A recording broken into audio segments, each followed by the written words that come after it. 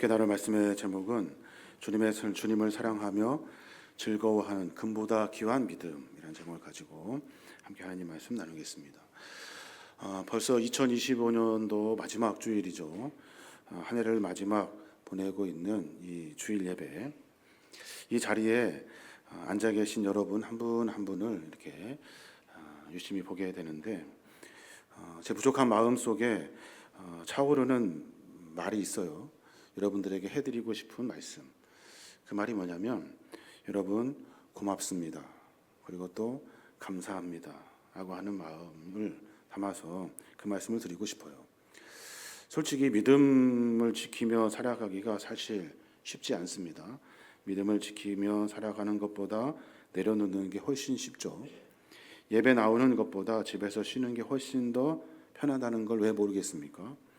주님보다 당장 눈앞에 있는 일, 가정의 일, 자녀의 일, 직장의 일, 건강의 일, 경제의 일, 수많은 문제, 이것을 앞세우며 살아가는 것이 현실적으로 옳아 보이는데, 여기 계신 여러분들은 2025년도뿐만이 아니라 지금까지도 그 믿음을 지키며 그때그때마다 다른 것이 아니라 믿음을 선택하며 사셨다 하는 거예요. 그래서 저는 여러분에게 고맙습니다, 감사합니다 하는 말씀을 전해드리고 싶습니다. 분명한 것은 여기 모인 우리 모두가 다 조용하지만 분명하게 늘 언제나 믿음을 선택해 오고 있었다 하는 겁니다. 한 해 동안 피곤한 몸을 이끌고 예배의 자리를 지켰고, 바쁜 와중에도 새벽과 밤을 깨워서 기도하고, 넉넉하지 않은 형편에서도 선교와 구제를 위해 기꺼이 지갑을 열었고, 때로는 상처받고 오해받으면서도 끝까지 교회를 사랑하고 섬겨주신 분들, 귀한 분들이 여기에 이렇게 앉아 계신 거죠. 오늘 우리가 함께 나눌 말씀은 주님을 사랑하며 기뻐하는 금보다 귀한 믿음. 이 말씀은 한 해 동안 묵묵히 믿음의 길을 걸어오신 우리 성도님들의 이야기가 아닐까 하는 생각을 해보게 됩니다. 말씀을 준비하면서 우리가 지키고 우리가 붙잡았던 그 믿음의 이야기들을 함께 오늘 나누려고 합니다. 오늘 베드로가 그 글을 썼던 베드로 전서의 이야기인데, 베드로는 온갖 고난 속에서 믿음을 지키며 오히려 그 고난을 기뻐하는 성도들을 향해서 그렇게 칭찬을 합니다. 여러분들은 금보다 더 귀한 믿음을 가졌습니다. 베드로가 여러 성도들에게 그렇게 칭찬하고 있는 거죠. 언제나 믿음을 가지고 견디고, 믿음을 가지고 버티고, 믿음을 가지고 기도하고, 믿음을 가지고 섬기며 살아오신 믿음의 종들, 그분들은 베드로의 말대로 금보다 더 귀한 믿음을 가진 사람들입니다. 그래서 주님을 사랑하고 기뻐하는 그 마음으로 금보다 귀한 믿음으로 삶을 살아내는 여러분, 우리 모두가 다 하나님의 그 은혜와 축복을 받아 누릴 줄로 믿습니다. 믿음 때문에 금을 포기해 본 적이 있으면 그 믿음은 금보다 귀한 믿음이죠. 금 때문에 믿음을 포기한 일이 있으면 그 믿음은 금보다 못한 믿음입니다. 저 여러분의 믿음이 어떠한 믿음인지 한번 생각해 보시면 좋을 것 같아요. 안타깝게도 우리 주변에 언제나 믿음보다 금을 선택하는 사람들이 많고요. 삶에는 믿음보다 귀해 보이는 금덩이들이 참 많이 있습니다. 저도 아이를 키우고 있습니다만은, 아이가 어릴 때는 아이를 키우는 것이, 좀 더 크면 입시가, 좀 더 크면 취업이, 그것이 더 큰 금덩어리가 되어가지고 믿음보다 그것이 먼저 앞설 때가 많고요. 직장에서는 어떻습니까? 승진하는 것이, 또 내 생활의 취미 생활이 우리의 믿음보다 더 소중한 금덩어리가 되어서 우리를 하여금 믿음의 자리에 서지 못하게 하는 경우가 참으로 많습니다. 많은 사람들이 그렇게 살아가죠.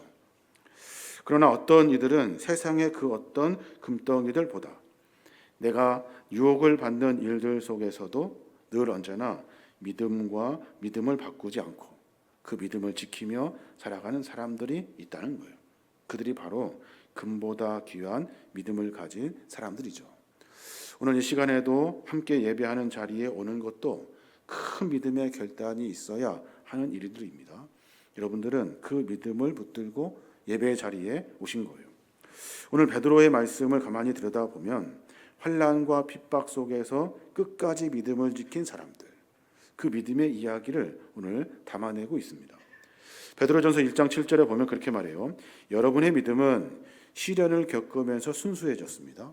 이것은 불로 단련하지만 결국 없어지고 마는 금보다 훨씬 더 귀해서 예수 그리스도께서 나타나실 때에 여러분에게 칭찬과 영광과 존귀를 가져다 줄 것입니다.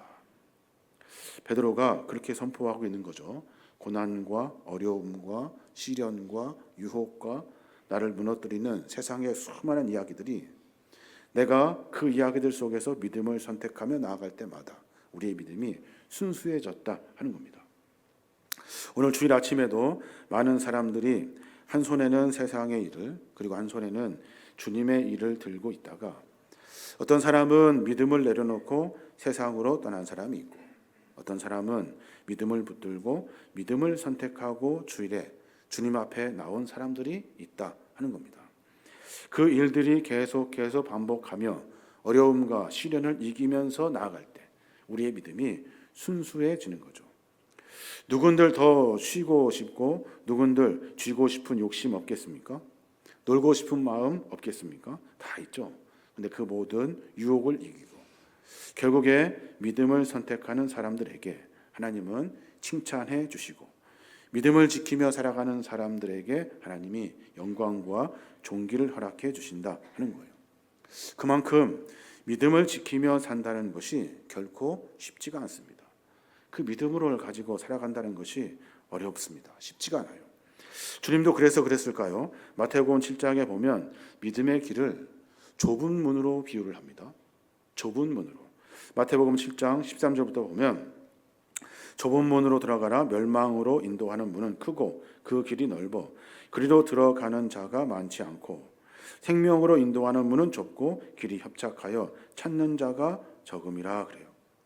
그러니까 멸망으로 가는 그 문, 넓고 크고 화려하고 좋은 그 길은 그쪽으로 가는 사람이 많다는 거예요. 근데 생명으로 인도하는 믿음의 길, 신앙의 길, 헌신의 길은 좁고 협착하여 찾는 사람이 없대요. 그만큼 믿음 생활이 어렵고 힘들다 하는 것을 주님이 비유로 말씀하신 거죠. 베드로도 마찬가지입니다. 지금 베드로전서를 기록해내면서 그때의 상황이 그래요. 그때는 로마 황제인 그 네로의 통치 시기가 있었던 그때 베드로가 여러 성도들에게 글을 씁니다. 베드로전서가 쓰인 시대가 네로 황제 다스렸던 그 시기, 상상조차 하기 힘든 핍박의 시대거든요.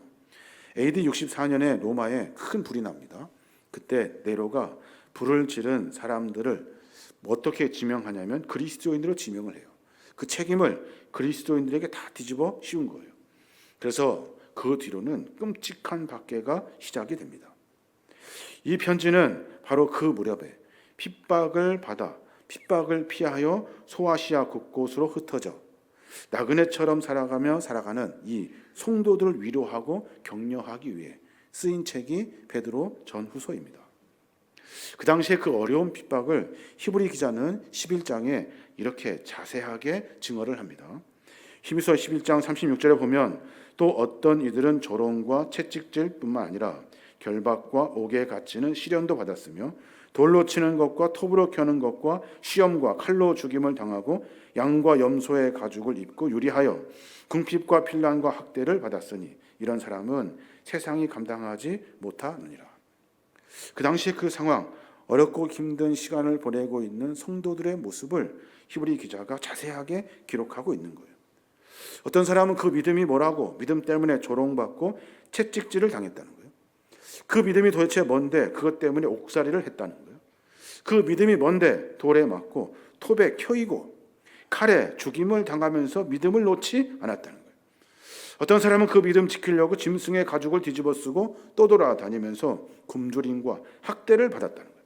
그러면서 언제나 한결같이 모두가 다 그 믿음을 선택하며 살았다 하는 거예요. 그래서 성경은 믿음을 위해 이 모든 것을 감당한 사람들을 향해서 이렇게 선언하는 거예요. 이런 사람은 세상이 감당하지 못해. 이런 사람들은 세상이 이기지 못해 라고 하며 선포하고 있는 거죠. 거기에다가 베드로 자신이 그들의 믿음을 보고 더 깜짝 놀랍니다. 더 놀랍니다. 그것이 뭐냐면 고난을 참아낸 정도가 아니라, 고난을 견뎌낸 정도가 아니라 고난 속으로 오히려 들어가며 그 성도들이 기뻐하고 있었다는 거예요. 이해가 됩니까? 고난을 겪으면서 어려움에 빠지면서 온 성도들이 기뻐하고 있었다는 거예요. 베드로전서 1장 6절에 보면 그래요. 그러므로 너희가 이제 여러 가지 시험으로 말미암아 잠깐 근심하게 되지 않을 수 없으나 오히려 크게 기뻐하는도다. 잠깐 근심할 수는 있대요. 어떡하지? 그런데 그 근심의 시간을 지난 다음에 모두가 다 그 일에 참여합니다.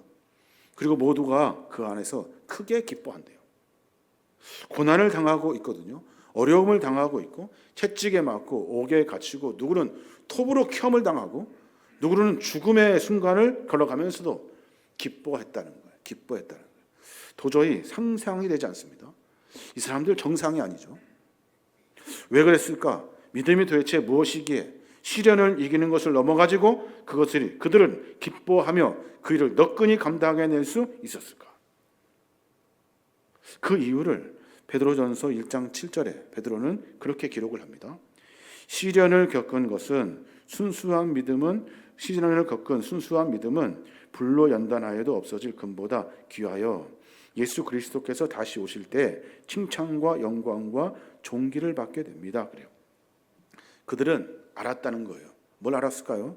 지금 지켜내고 있는 이 믿음이 마지막 날에 주님의 칭찬과 맞바꿀 수 있다는 것을 알았다는 거예요.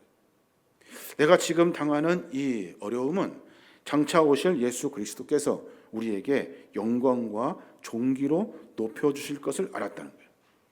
그래서 고난이 크면 클수록 장차 받을 영광도 더 크다는 것을 알았기에 그들은 모두가 다 고난 속에서 기뻐했다는 거예요. 정상적인 사람입니까? 여러분 상상이 됩니까? 더 많이 고난을 받으려고, 더 많이 어려움을 당하려고 기뻐하며 그 고난 속으로 들어갔다는 거예요. 로마서를 보면은 믿음을 지키며 살아가는 사람들의 신앙인들을 그렇게 기록을 합니다. 로마서 5장 3절부터 보면 우리는 환난을 당하더라도 즐거워합니다. 환난은 인내를 낳고 인내는 연단은 소망을 낳는다는 것을 알기 때문입니다. 환난을 당하여도 즐거워한대요. 왜 즐거워하냐면 환난은 인내는 연단은 소망을 낳는 것을 알기 때문에. 무슨 말입니까 도대체? 환난은 우리를 성장하게 한다는 거예요. 환난은 우리로 하여금 자라게 하고 성숙하게 한다는 거예요. 그래서 환난이 있을 때마다 기뻐하며 그 안에 들어갔다는 거예요. 그 일을 감내했다는 거예요. 초대교회 성도들은 예수님 때문에 고난받는 것을 이상하게 여기지 않았다는 거예요. 오히려 당연한 것으로 여기며 기뻐했다는 거예요. 이번 기회를 통해서 내가 성숙하겠구나. 이번 기회를 통해 내가 성장하겠구나. 그래서 고난이라고 하는 역풍이 불면 불수록 그들은 오히려 믿음을 더 높이 가지고 하나님께서 성장하고 성숙하게 하셔서 믿음을 더 가지고 날아오를 수 있기 때문에, 그렇기 때문에 고난을 너끈히 감당하며 기쁨으로 감당했다는 거예요. 그들은 뭘 봤습니까? 고난을 본 것이 아니라 성장하고 있는 나를 본 거예요. 나를. 고난 너머에 있는 영광을 보았기 때문에 환난은 인내는 연단은 소망을 가지게 하며 그 고난을 통해서 내가 성장할 수 있다는 것을 알기 때문에 그들은 그 고난 속으로 스스로 자기의 몸을 던졌다는 거예요. 기뻐하며 그 안에 들어갔다는 겁니다. 로마서 8장 18절 생각하건대 형제의 고난은 장차 우리에게 나타날 영광과 비교할 수 없다.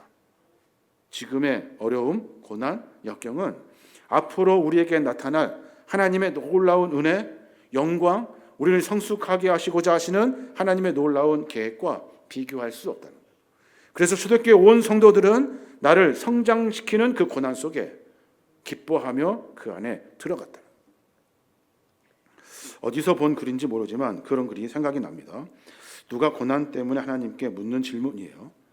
고난을 좀 당했어요. 그때 하나님께 막 원망하듯이 쏟아냅니다. 하나님, 제가 잘못한 것이 없는데 왜 제가 이런 고난을 겪어야 합니까? 내가 한 것이 없는데 하나님 왜 그럽니까? 내가 도대체 뭘 잘못했습니까? 하면서 그렇게 하소연하듯 기도했다는 거예요.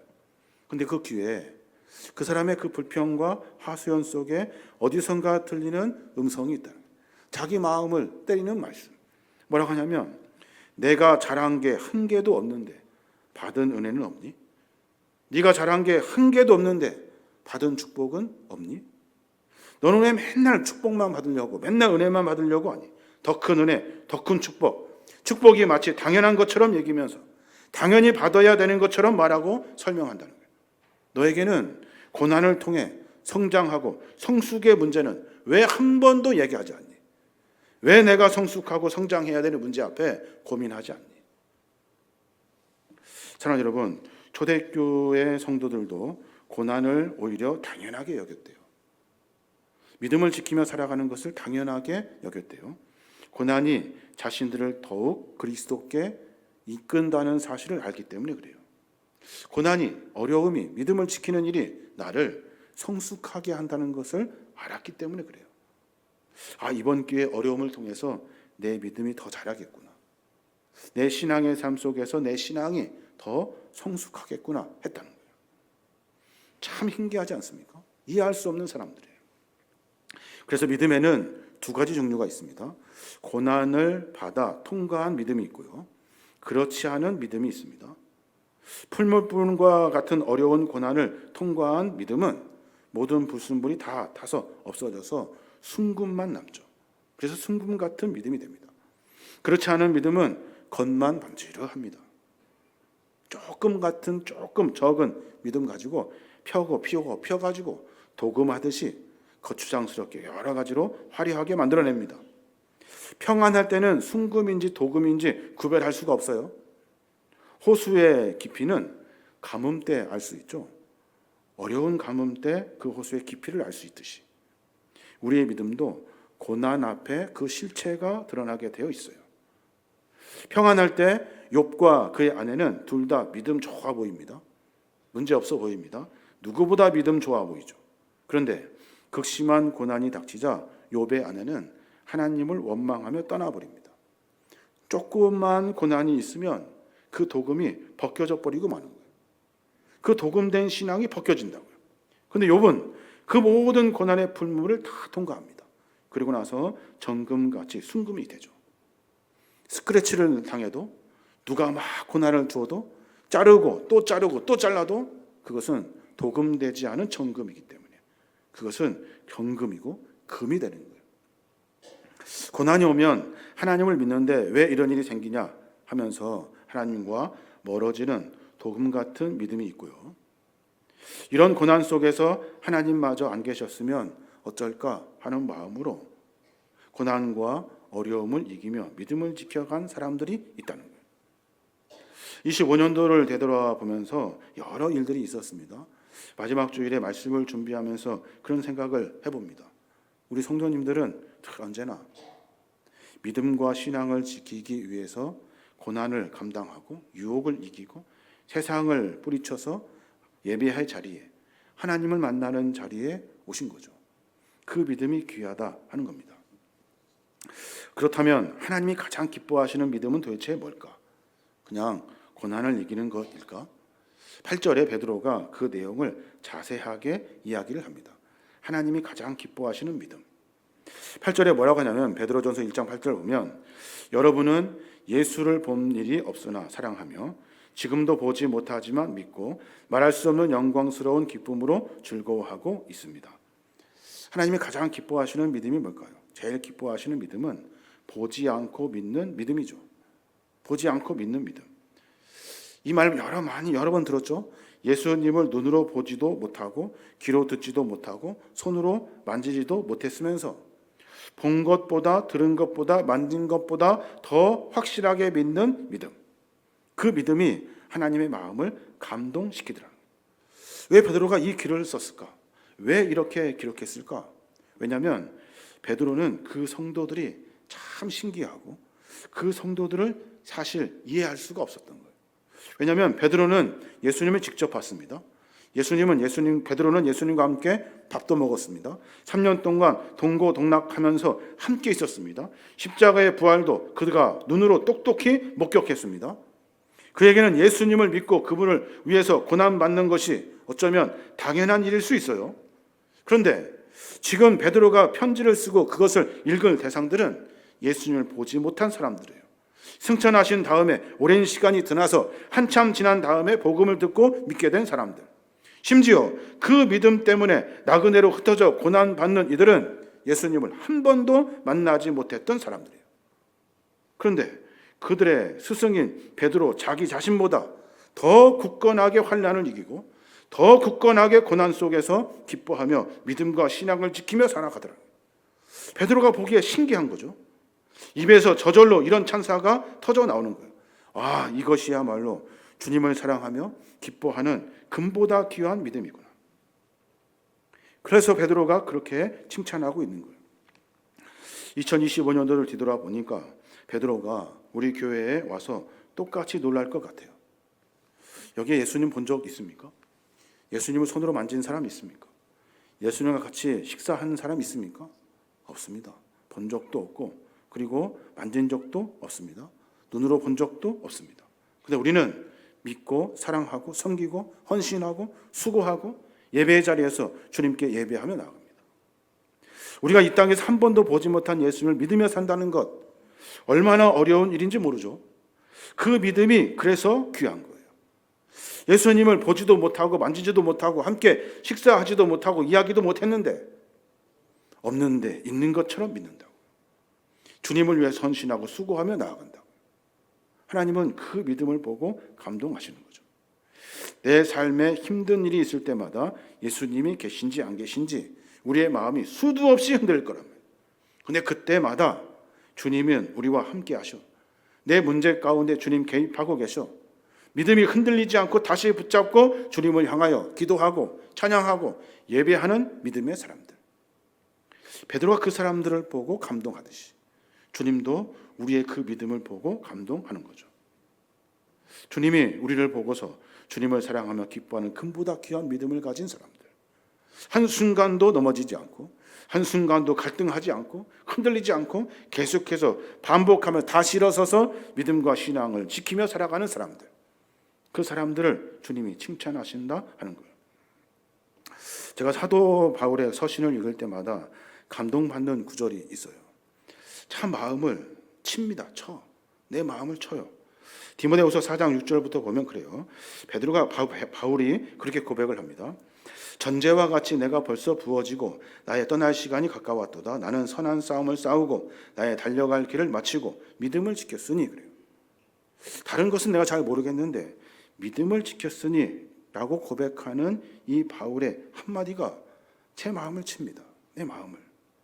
저는 믿음을 지키지 못하고 도망친 척도 있고 믿음을 지키지 못하고 외면한 적도 있거든요. 위대한 사도 바울조차도 언제나 믿음이 흔들렸다는 거예요. 모든 것을 내려놓고 싶을 때가 있었다는 거예요. 고난이 너무 힘겨워서 주님을 부인하고 세상 길로 가고 싶은 유혹이 수도 없이 반복됐다는 거예요.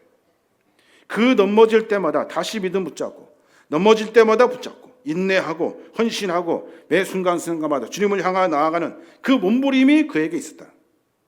그래서 그가 그렇게 고백하는 거예요. 나는 믿음을 지켰습니다. 나는 흔들릴 때마다 믿음을 지켰습니다. 나는 유혹받을 때마다 믿음을 지켰습니다. 누가 나를 불러서 나로 하여금 주님과 떠나게 할 때도 나는 믿음을 지켰습니다. 그 말을 보면 볼수록 마음을 때려요. 마음을. 사랑하는 여러분, 이 믿음 끝까지 지키기 위해 반드시 기억해야 될 것이 있어요. 우리의 믿음은 흔들립니다. 우리의 믿음은 혼란스럽게 흔들립니다. 그때마다 주님을 붙들며 나아가야 하는 거예요. 하나님 우리에게 약속하십니다. 하나님 어떤 분이십니까? 믿고 신뢰하는 사람을 하나님은 지켜주시는 분이셔요. 믿고 신뢰하는 사람을 하나님이 내버려 두지 않는다고요. 시편 91편 14절에 보면 그렇게 고백합니다. 하나님이 이르시되 그가 나를 사랑한즉 내가 그를 건지리라. 그가 내 이름을 안즉 내가 그를 높이리라. 그가 내게 간구하리니 내가 그에게 응답하리라. 그들이 환난을 당할 때에 내가 그와 함께하여 그를 건지고 영화롭게 하리라. 하나님을 사랑하고 하나님의 이름을 부르고 하나님께 간구하고 주님을 향하여 내 믿음을 드릴 때 하나님은 그 믿음을 받으시고 배신하지 않으신다는 거예요. 내 삶 속에서 하나님께서 나를 지켜주시고 인도해 주신다 하는 거예요. 잠언서 3장 5절에도 같은 이야기를 합니다. 너는 마음을 다하여 여호와를 신뢰하고 내 명철을 의지하지 말라. 너는 범사에 그를 인정하라. 그리하면 내 길을 지도하시리라. 여호와를 신뢰하래요. 믿고 신뢰하래요. 의지하래요. 수많은 일들 속에 믿음 지키며 주님을 신뢰하래요. 네 명철 의지하지 말아요. 네 똑똑함 말하지 말아요. 네 똑똑함으로 자랑하지 말래요. 하나님을 믿고 신뢰하는 그 믿음, 하나님을 인정해낼 때 하나님은 내 삶 가운데 개입하시고 나를 이끌어 가십니다. 주님을 믿고 신뢰할 때 그때 하나님은 우리의 길을 지도하신대요. 이렇게 가라 저렇게 가라, 조금 더 멀리 가라, 멈추어라. 내 길을, 내 걸음을 주님께서 지도해 주신다는 거예요. 믿음을 가지고 살아가는 사람들에게 주시는 하나님의 축복입니다. 하나님의 약속이라고요. 지금 돌아가신 이혜령 박사님의 글을 읽은 적이 있습니다. 그분의 글을 읽으면서 참 깊은 지혜와 따뜻함을 느낀 적이 있어요. 어떤 글이냐면, 사람들은요 공중에 날아가는 새를 다 총으로 쏴서 잡아먹습니다. 어떻게든 잡아먹죠. 그런데 처마 밑에 집 짓고 살아가는 제비는 손만 뻗으면 잡을 수 있는데도 잡지 않습니다. 오히려 그 새끼가 떨어져서 다치면 다리에다가 막 기부스라도 해줘가지고 다시 치료해줘서 그 둥지에 넣어준대요. 왜 그럴까요? 그 박사님의 해석이 참 멋있습니다. 다른 새들은 인간을 무서워하여 도망간대요. 근데 제비는 인간을 믿고 자기 자신을 맡긴대요. 그 제비는요 사람이 드나드는 바로 그 처마 밑에다가 집을 짓습니다. 인간에 대한 절대적인 신뢰, 이 신뢰를 표현하고 있는 거죠. 그래서 인간은 그 믿음을 배신하지 않기 위해서 그 제비를 지극정성으로 돌봐준대요. 지극정성으로. 그 믿음을 배신하지 않으려고. 집에 짐승이면 갑자기 뛰어들어 옵니다. 어떻게 다쳐서 뛰어들어 오든지 어떻게 일이 있어서 뛰어들어 옵니다. 그 들짐승을 잡아먹지 않습니다. 어떤 일이 있는지 살펴주죠. 그리고 치료해서 보내주는 법입니다. 내가 인간을 믿고 내가 인간을 신뢰하는 마음으로 온 거거든요. 인간은 그 믿음을 배신하지 않는데요. 저는 그 글을 읽고 참 놀라운 지혜를 깨달았습니다. 사람도 그런데, 사람도 하나님은 어떠시겠습니까? 하나님은 천지를 주신 하나님 살려주십시오. 도와주십시오. 주님을 의지하며 살아갈 때, 주님을 믿고 신뢰할 때, 자기 인생을 온전히 맡기는 사람, 그 사람을 하나님이 외면하시겠습니까?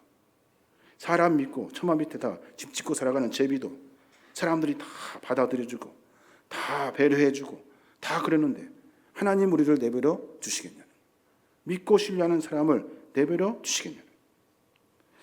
믿음은 하나님을 믿고 내 인생을 맡기는 거죠. 인생을 맡기는 겁니다.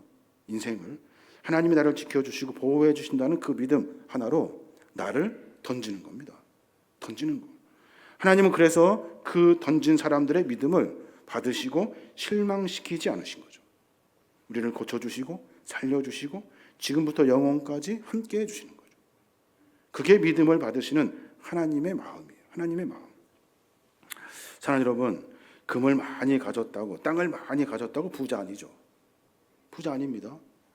여러분이 가진 그 믿음, 보이지 않는 주님을 사랑하며 기뻐하며 그 믿음 가지고 주님을 신뢰하는 믿음, 그 믿음을 가질 때 세상 무엇보다도 바꿀 수 없는 금보다 귀한 보물 아닙니까? 그 믿음을 가지고 살아가는 거죠.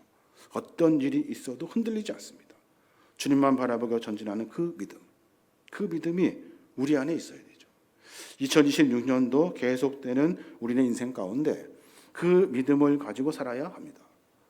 우리는 하나님을 신뢰합니다. 사람 의지하지 않습니다. 우리는 세상 의지하지 않습니다. 하나님을 신뢰합니다. 그 믿음과 신앙으로 가질 때 하나님은 우리의 삶 가운데 결코 내버려두지 아니하시고 개입해 주신다 하는 겁니다. 사랑하는 여러분, 주님 앞에 서는 날까지 그 보물을 세상에 도둑맞거나 빼앗기지 마십시오. 끝까지 지켜서 마지막 날 주님 앞에 영광의 면류관으로 바꾸셔야 돼요. 그래야 우리 안에 승리하는 주님의 은혜를 만날 수 있는 겁니다. 사랑하는 우리의 믿음을 한번 가만히 고민해 봤으면 좋겠습니다. 내가 흔들리지 않는 믿음, 주님을 향한 마음, 주님을 향한 신뢰의 마음을 갖겠습니다. 하나님, 내 인생을, 내 삶을 주님께 맡겨드립니다. 주님 책임져 주십시오. 그 믿음이 우리 안에 있어야 될 줄로 믿습니다. 2025년도를 마무리하고 이제 2026년도를 시작하는 이 즈음에 우리 모두가 이 믿음을 가지고 하나님의 거룩한 믿음의 공동체를 세워가는 우리 모두가 되시길 주님의 이름으로 축복합니다. 아멘. 모인 우리 주의